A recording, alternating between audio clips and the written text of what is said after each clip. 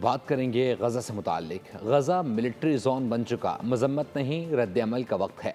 पाकिस्तान का फ़लस्तीनी की नस्ल कुशी पर अक़वाम मुत्तहिदा में दो टूक मौक़िफ़। पाकिस्तानी मंदूब आसिम इफ्तिखार ने कहा कि इजराइल की गज़ा में इमदाद की नाकाबंदी ने इंसानी अलमिये को जन्म दिया है। गज़ा में दिल दहला देने वाली इजरायली बर्बरियत सामने आई है। ख़वातीन, बच्चे, डॉक्टर्स खौफनाक सूरत हाल का सामना कर रहे हैं। इसराइल की जानिब से फ़लस्तीनियों की नस्ल कुशी। अक़वाम मुत्तहिदा की सलामती कौंसिल का मशरिक़ वस्ता की सूरत हाल पर इजलास। गज़ा में इसराइली बर्बरियत पर पाकिस्तान फट पड़ा। UN में मुस्तकिल मंदूब आसिम इफ्तिखार ने इसराइल को आईना दिखा दिया। कहा, गज़ा मिलिट्री जोन बन चुका है जिसमें शहरी रह नहीं सकते। गज़ा में दिल दहला देने वाली इसराइली बर्बरियत सामने आई है। ख़वातीन, बच्चे, डॉक्टर्स खौफनाक सूरत हाल का सामना कर रहे हैं।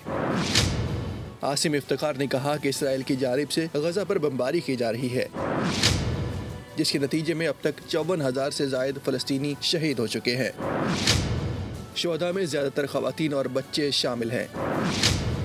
1,22,000 से ज़ायद फ़लस्तीनी शहरी ज़ख्मी हैं। गज़ा के शहरी ऐसी नफ्सियाती अजियत बर्दाश्त कर रहे हैं जो कोई सोच भी नहीं सकता। वक्त आ गया है कि फ़लस्तीनियों की नस्ल कुशी ख़त्म की जाए। गज़ा में तिबी सिस्टम को मनसूबाबंदी के तहत तबाह कर दिया गया है।